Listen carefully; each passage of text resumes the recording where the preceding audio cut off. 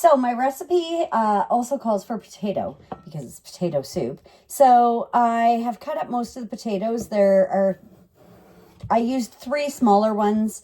So I'm going to take the end of that off, but I'll show you the rest of cutting up 1 potato. So I'm just going to make those into slices, tip down again, just like I cut up my potato before for one of my videos. I'm going to turn these. I'm going to cut those in half. And then it asks for about a 1-inch cube. So I'm just going to cube these up, put them in my mise en place bowl for potatoes. My claw back. Don't want to lose any fingers. So I'm dicing just like before, trying to keep everything even so it cooks the same way. What I know about potatoes is they take a longer time to cook. So the smaller I can make my potato, the faster it's going to cook. So there's my potatoes.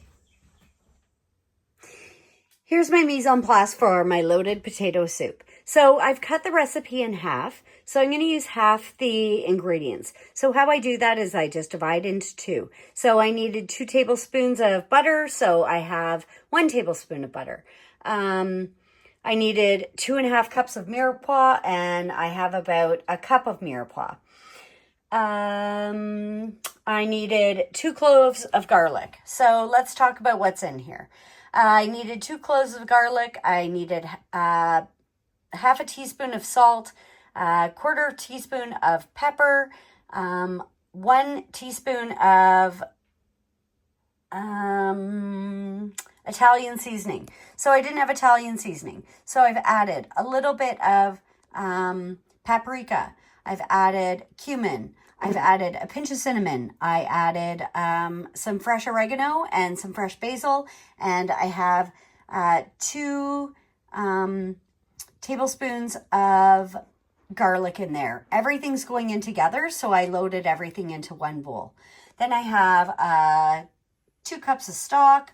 I have chicken stock. I have my potatoes that I just cut up. I've got a cup of whole milk and my Mirepoix that I finished just earlier. So a carrot, a celery, and onion. Over here, I have my potato masher and my whisk. I don't have an immersion blender here, so that's going to be what I'm going to be using. A spoon and a spatula. I've got my stock pot, and I have my pan that I'm going to fry my Mirepoix in. So onto our loaded potato soup. So I'm going to use this pot. It's asked me to heat up my butter. So we're just going to use our, actually I'm going to use a spoon and get that butter out of that measuring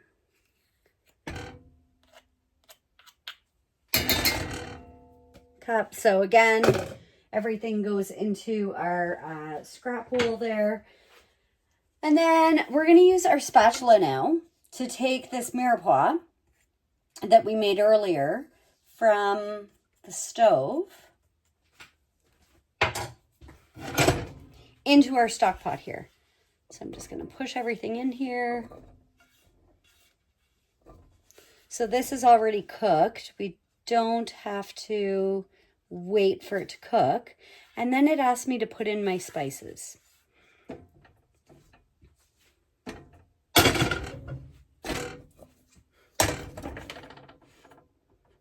So we're using a digital recipe today.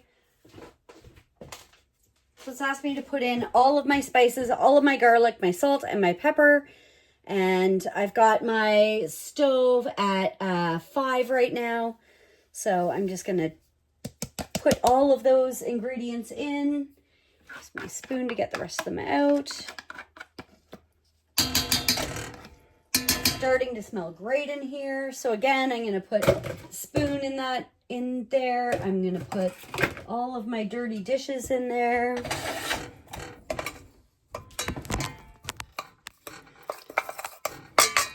So this is what it's looking like.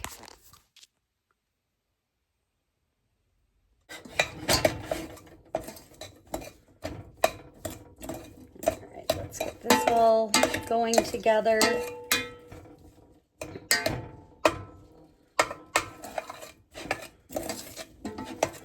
Coated our vegetables with those spices, our butter's melting. There we go.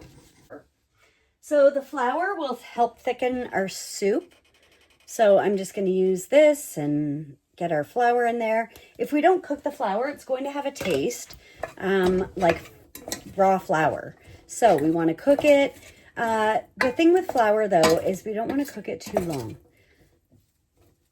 We're just going to let that get almost like blonde hair. Color blonde.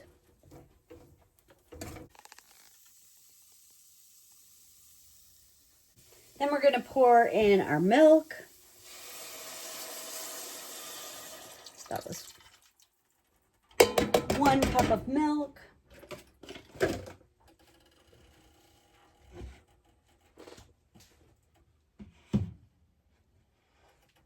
And then we're going to cook this on medium-low for about 5 minutes. So I'll see you soon. This is how it looks before we get started. So this has been going for about 5 minutes now. It looks a little bit thicker when we stir it. That's that milk and the flour activating together. I'm going to pour in my potatoes because this is loaded potato soup. And then I'm going to cover it with the rest of this stock. We'll let this go for about 20-25 minutes, but I'm always going to check and make sure that my potatoes are really well done. So I'm going to turn this up a little bit on my stove, get it onto a simmer, not a boil, but just a simmer. So I've got my stove at about 6, and I'll see you soon. Here might be a better angle for us. To check for the doneness, it's been about 20 minutes. I'm going to take a fork and just poke this into my potatoes and see if they're done. We cut up our potatoes pretty fine. We like a little bit of chunk in our potato soup at our house. So they look like it's pretty much done. So I'm going to turn this off. And then I'm going to use my masher to mash this up. And I found us some toppings. So I found some grated cheese, some bacon bits in there, and I took some more chives out of my garden. So we're going to use the potato masher and we're going to mash this up. We don't want it too smooth. If I had an immersion blender, that would be great. So I'm going to mash this up a little bit, and then I'm going to let it go a little bit longer to get it a little bit thicker.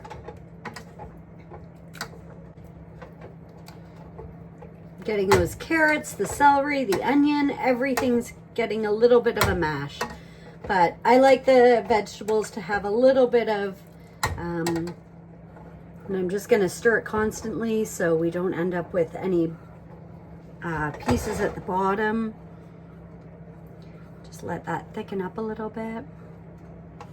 And there is our loaded potato soup. I'll show you the final plating. So let's get a bowl of the soup on. We're going to use our ladle.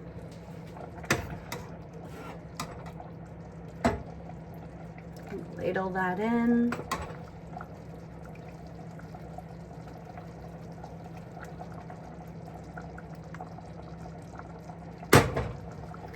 Nice bowl of soup. And then to finish that off, I'm going to put in some of my cheese, my grated cheese, spread that out.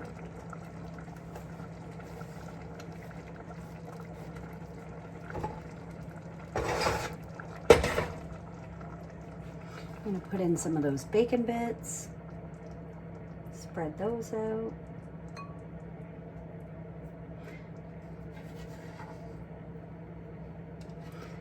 So you can put in your loaded potato soup, whatever you want.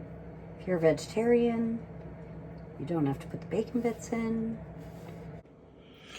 So here's our final soup, seasoned with some salt and pepper at the very end. Our cheese is nicely melted. We have our bacon bits and our chives. Enjoy.